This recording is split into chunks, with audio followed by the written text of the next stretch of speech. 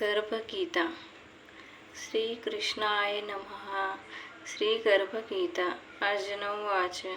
हे श्री कृष्ण, जब जीव गर्भ में आता है तो वह किस पूर्व कर्म के कारण आता है? हे मधुसूदन, प्राणी जन्म से पूर्व गर्भवास की पीड़ा भोगता है और जन्म लेते समय काफ़ी कष्ट पाता है।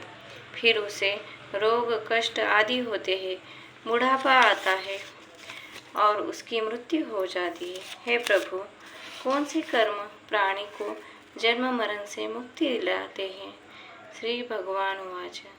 फिर श्री कृष्ण कहते हैं, हे अर्जुन, जो प्राणी संसार में लिप्त रहते हैं वे ही जन्म मरण के बंधन में बनते हैं। ऐसे प्राणी संसार के नश्वर पदार्थों से प्रेम करते हैं और सांसारिक वस्तुओं से प्रीति रखते हैं। ऐसा प्राणी संसार की माया में फंसकर उसकी कामना करता है, लेकिन मेरी भक्ति नहीं करता।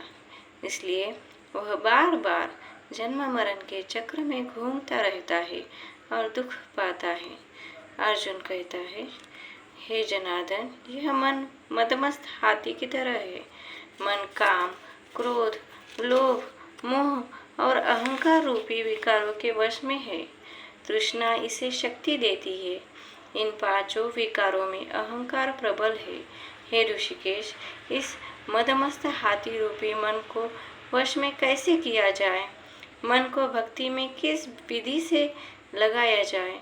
तो श्री भगवान कहते हैं, हे धनंजय, जिस प्रकार मदमस्त हाथी को अंकुश से वश में किया जाता है, उसी प्रकार मन को अभ्यास रूपी अंकुश से वश में किया जाता है। भक्ति और ज्ञान निरंतर अभ्यास से ही मिलते हैं। फिर अर्जुन पूछते हैं, हे मधुसूदन, कोई प्राणी आपकी भक्ति के लिए वनखंडों में रहते हैं और कोई बैरागी होकर भटकते रहते हैं। हे प्रभु, आपकी भक्ति कैसे मिलती है? तो इस पर भगवान श्री कृष्ण बोलते हैं, मेरी खोज में वनों में भटकने या जगह जगह घूमने वाले बैरागी मुझे प्राप्त नहीं कर सकते। सिर पर जटा बांधने या भस्म लगाकर घूमने वाले बैरागी भी मुझे नहीं पा सकते, क्योंकि इनमें अहंकार है, अहंकार रहता है। अहंकारी प्राणी मुझे नहीं पा सकता। शुद्ध हृदय वाला सतत अभ्यासी जीव जो काम क्रोध आदि पांचों विकारों से दूर हो, वही मुझे प्राप्त कर सकता है। फिर अर्जुन पूछते हैं, हे माधव, किन पाप के कारण किसी व्यक्ति की स्त्री की असमय मृत्यु हो जाती है? अल्प आयु में उसके पुत्र मर जाते हैं और वे तेजहीन हो जाते हैं। भगवान कहते हैं, किसी से कर्ज लेकर न चुकाने वाले की स्त्री मर जाती है। किसी की धरोहर को हड़प लेने वाले का पुत्र असमय मर जाता है। किसी की सहायता का आश्वासन देकर भी सहयोग न करने वाला व्यक्ति तेजहीन हो जाता है। ये सभी भयंकर पाप है। अर्जुन पूछते हैं, हे दयानिधि, किस पाप के कारण प्राणी सदा रोगी रहता है और किस पाप से भोजा ढोने वाला पशु बनता है? भगवान कहते हैं, सौभाग्यकांक्षी कन्या को बेचने वाला प्राणी सदा रोगी रहता है। अभक्ष्य भोजन तथा मादक पदार्थों का सेवन करने वाला अधम योनि पाता है। झूठी गवाही देने वाले, भोजन बनाकर भोग न निकालकर स्वयं भोजन कर लेने वाले प्राणी बिल्ली और सुअर बनते हैं। अर्जुन कहते हैं, हे मुरारी, कई प्राणियों को आपने धन धान्य और उत्तम वाहन दिए हैं, उन्होंने क्या पुण्य किया है? तो इस पर भगवान कहते हैं, सुयोग्य प्राप्त को स्वर्णादि दान करने वाला प्राणी धन धान्य आदि पाता है। सनातन वैदिक रीति से विधि पूर्वक कन्यादान करने वाला प्राणी मानव योनि पाता है। अर्जुन पूछते हैं, हे प्रभु, पुरुषों को सुंदर देह किस पुण्य से मिलता है? किसी प्राणी को संतान है, कोई विद्वान है, ये सब पुण्य के प्रभाव से है। तो इस पर भगवान श्री कृष्ण कहते हैं, पुरुष का रूप नहीं, गुण महत्वपूर्ण है। अन्न का दान करने वाला प्राणी को सुंदर देह और संतों की सेवा करने वालों को संतान मिलती है। विद्या दान करने वाले विद्वान होते हैं।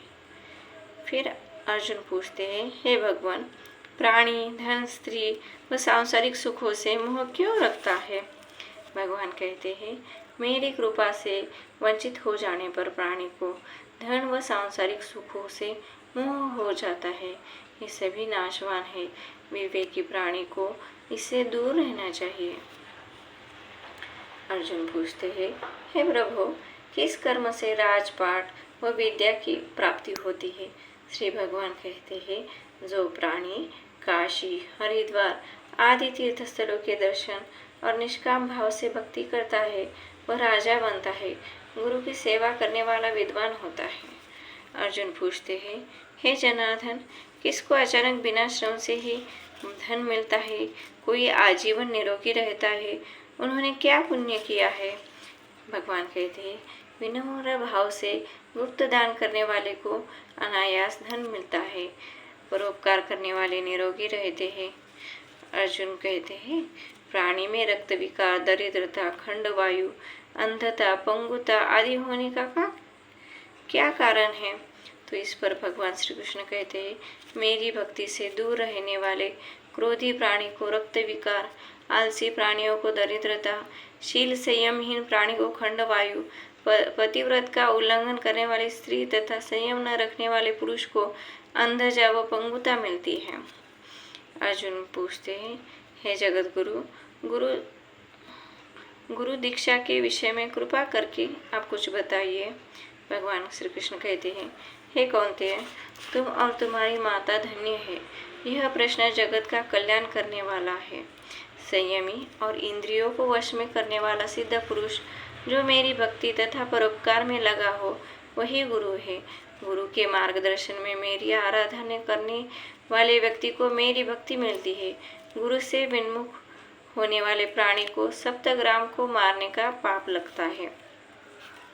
जिस प्रकार मदिरा पात्र के समीप स्थित गंगा जल अशुद्ध हो जाता है, उसी प्रकार गुरु से विन्मुख व्यक्ति का भजन भी अपवित्र रहता है और उसकी साधना निष्फल रहती है। वह कुकर, सूकर, गंधर्व, काक आदि योनि पाता है। गुरु दीक्षा के बिना व्यक्ति का उद्धार नहीं होता। मेरी भक्ति के इच्छुक व्यक्ति को गुरु की दीक्षा करनी चाहिए।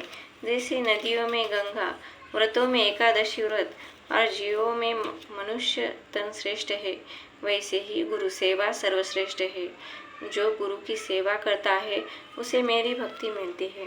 वह जन्म मरण के बंधन से मुक्त हो जाता है।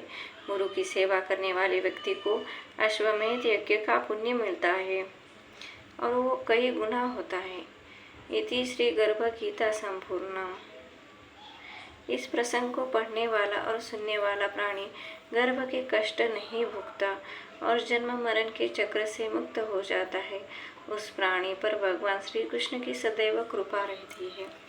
हे माताओ, हे माता भगिनींनो, तुम्ही तुमच्या बाळाला, गर्भातल्या बाळाला ही गर्भगीता ऐकवा, रोज रोज ऐकवा, म्हणजे ते सत्कर्म करण्यासाठी प्रेरित होतील आणि दुष्कर्मापासून दूर राहतील।